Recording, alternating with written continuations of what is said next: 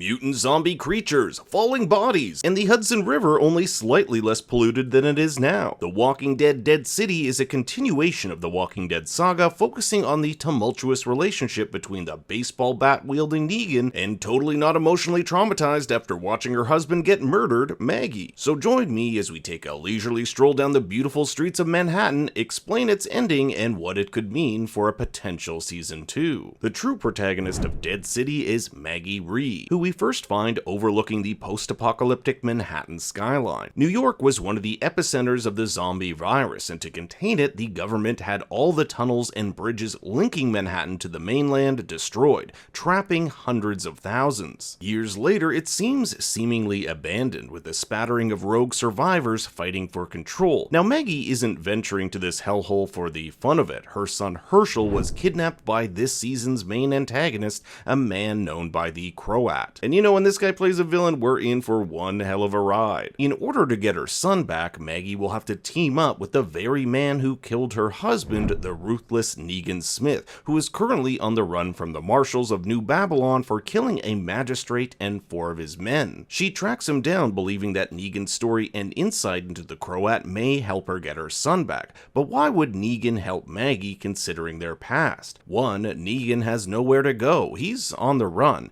and 2, Ginny. Ginny's a young girl he's taken under his wing after her father was killed, and Maggie promises to protect her at the Bricks, a walled farming community, in exchange for Negan's help. According to Maggie, the Croat came to the Bricks demanding regular tributes of grain, taking Herschel as collateral. Thus, she wants the Croat dead, not only to get her son back, but to end the exploitation of her people. What Negan doesn't know, however, is that this is all a lie. Yes, the Croat has her son, but he doesn't want grain. He wants Negan. So by teaming up with Negan and handing him over to the Croat, she hopes to get her son back and bring down the man who killed her husband. As we begin the final episode titled Doma Smo, a Croatian phrase meaning we are home, Ginny and Negan are reunited. She left the Bricks in search of Negan, disobeying his orders to be with the man who kept her safe. Knowing that staying with him would jeopardize her safety, he tells her the truth about what happened to her father. Negan killed him, and taking her under his wing was just a guilt trip. You just a debt that I had to pay. Negan probably doesn't really believe this, but it's a necessary evil to keep her safe. He'd rather lose her forever and keep her safe than have her tag along and die. So Ginny ends up leaving under the care of Marshall Armstrong and heads back to the Bricks. With Negan and Maggie on their own, they travel to the Staten Island ferry terminal, where Negan gets suspicious. You were inside the sewers with Jenny. What do you think she was trying to tell me?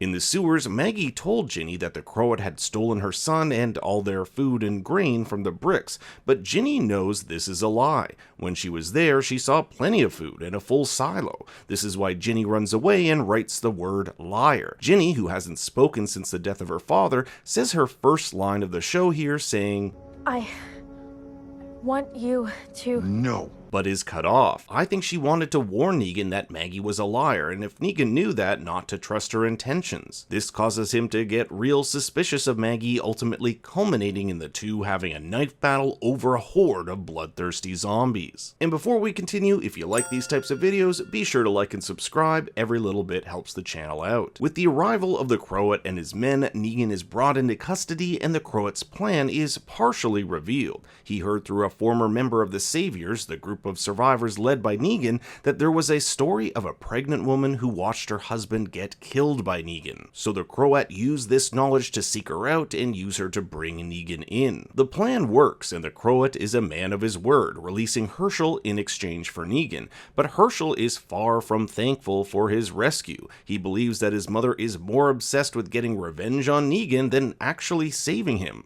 Seemed like he cared more about revenge or whatever. In fact, he felt safer with the Croat because, unlike being at the Bricks, he never had to worry about when the next bad thing was going to happen. Maggie has definitely been an overprotective mother, chastising her son for not following the rules and skipping out on classes. She knows how vicious the world can be and is merely trying to protect her son. The last thing she told Herschel before he was kidnapped was that he was stupid for grabbing a shovel to fight against the Croat and his men. So there's a lot to unpack in their relationship. Meanwhile, a scene with Marshall Armstrong and the powers that be in New Babylon set up an interesting thread for season 2. This woman, simply credited as New Babylon leader, wants to know everything about the methane building up underground Manhattan. We've seen bubbling methane pockets throughout the streets, and this methane could be used for fuel. In episode 3, we learned that the Croat had been using dead walkers and storing them in the sewers to create methane. The gas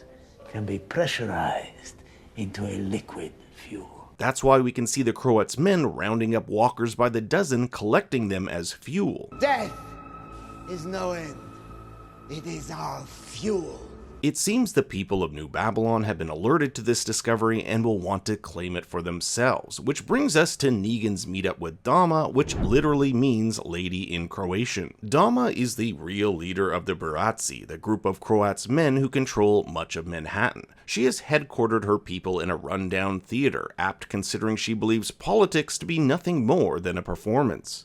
For what is politics, if not performance? Which is exactly why she needs Negan. She needs a leader who can show he can be a monster, one who can beat his enemies into submission. So when Dama heard from the Croat there's this man who fits this description, she sent him out on a mission to find him. The Croat sees Dama as a mother figure, even referring to Negan and Dama's meeting as a mother and father getting together. And it seems as though it's all water under the bridge between the Croat and Negan considering their past. The Croat was Negan's torturer, and when he disobeyed an order and killed a young girl, Negan shot off his ear. The Croat now understands what Negan did was exactly what the Bratzi need, a leader who isn't afraid to keep his own in line and do what it takes to keep the stability of his people. So the Dama basically gives Negan a deal. Help her lead the Bratzi and unite the settlements of Manhattan under one rule so they can create an indomitable force to crush the marshals of New Babylon who want them for their natural resource. She believes a quote clash of civilizations is inevitable, and the missing piece is a strong leader who isn't afraid to do what it takes to win,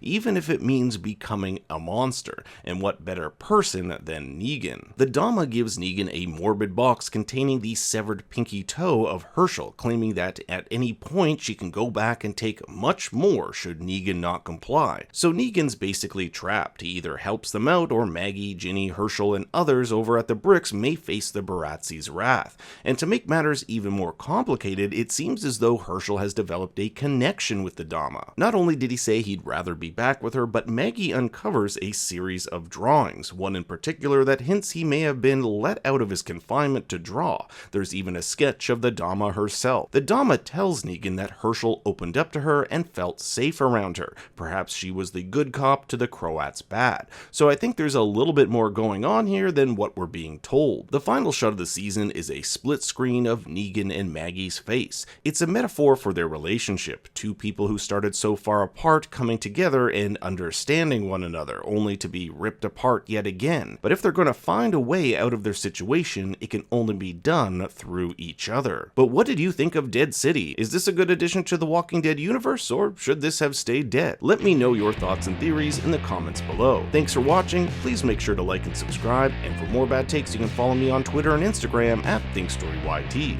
Until next time, remember, Grip. That's over.